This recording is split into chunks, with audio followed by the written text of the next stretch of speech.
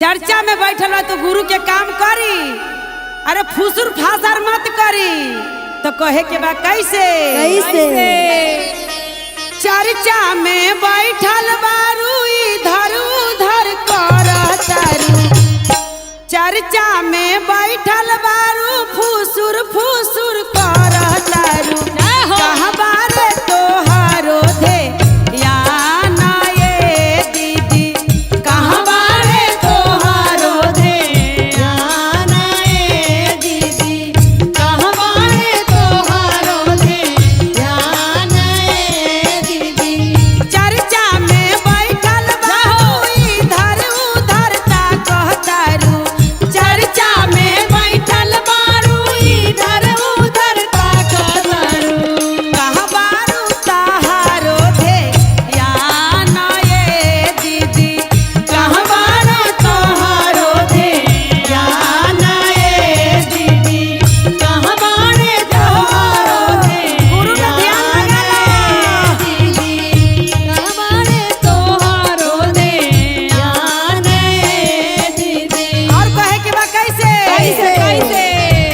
मनवा भी लेके आइलू दानवा भी लेके आइलू, मनवा भी लेके आइलू दानवा भी लेके आइलू, मनवा भी लेके आइलू दानवा भी लेके आइलू। कहाँ बारी तहारो धे या ना ये दीदी, कहाँ बारी तोहारो धे या ना ये दीदी, कहाँ बारी तोहारो धे या ना ये दीदी। और कहे के बा कैसे कैसे? भंगिया तू लेके आइलू धातुरा तू लेके आइलू, भंगिया तू लेके आइलू धातुरा तू लेके आइलू। बेल के पतैया तू तो हरियर हरियर लेके आइलू, पतैया तू तो हरियर हरियर लेके आइलू। लेके आइलू दिलावा में मोइल ये दीदी, लेके आइलू दिलावा में मोइल ये दीदी, लेके आइलू दिलावा में मोइल ये दीदी, लेके आइलू दिलावा में मोइल ये दीदी। और कहे के बा कैसे चर्चा में बैठल बानी, हाँ। गुरुजी में ध्यान लगाई, लगाई। सब दुख बीमारी दूर हो जाई। हाँ। हमार गुरुजी के दरबार में एकदम लगाई। अगर दिल में कपट रखबू तब कबो ठीक ना होई। ना होई। तो कहे के बा कैसे चर्चा में बैठल बारू फुसुर फुसुर करतारू, चर्चा में बैठल बारू फुसुर फुसुर करतारू, चर्चा में बैठल बारू फुसुर फुसुर करतारू। कहाँ बारे तहारो धे या ना ये भैया, कहाँ बारे तोहारो धे या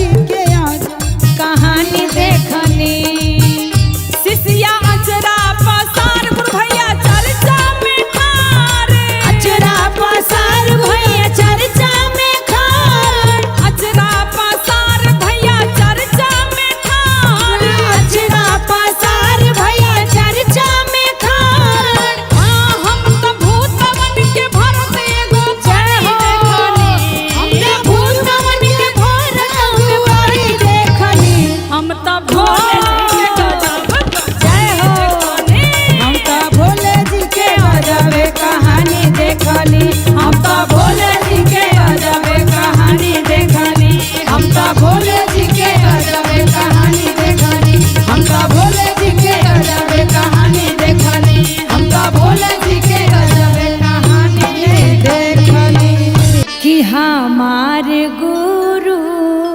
की कब चर्चा में आई है जय हो खबर भेजवा देनी हाँ लेकिन अभी तक ले आगमन भइल ना पूछे के बाद कि कैसे? हमारे गुरु कब चर्चा में आई है हमारे गुरु जय हो। कब चर्चा में आई है हमारे गुरु कब चर्चा में आई है चर्चा में आई है हो चर्चा में आई है चर्चा में आई है शिव चर्चा में आई है चर्चा में आई है हो चर्चा में आई है चर्चा में आई है शिव चर्चा में आई है हमारे गुरु जय हो।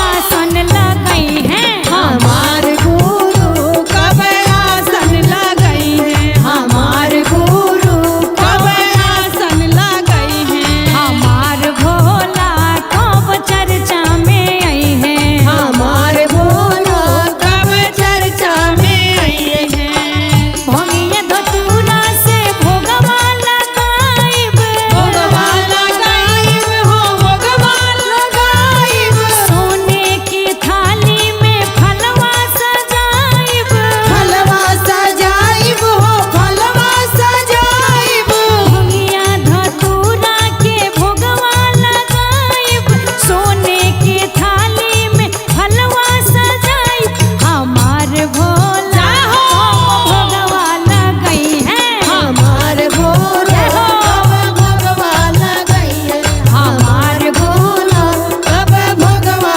लगाई है पहिला में दाया मांगब दूसरा में चर्चा दूसरा में चर्चा हो दूसरा में चर्चा करब न मन तनी लागी न खर्चा लागी ना खर्चा हो लागी ना खर्चा पहिला में दाया मांगब दूसरा में चर्चा करब न मन तनी को लागी न खर्चा हमार गुरु श्रद्धा पूरई है हमारे गुरु कब सरदा पुरई है हमारे गुरु कब सरदा पुरई है हमारे गुरु कब सरदा पुरई है हमारे गुरु कब सरदा में आई है हमारे गुरु कब सरदा में आई है हमारे गुरु कब सरदा में आई है अरे उगे ना अंजोरिया गुरुजी सूझे ना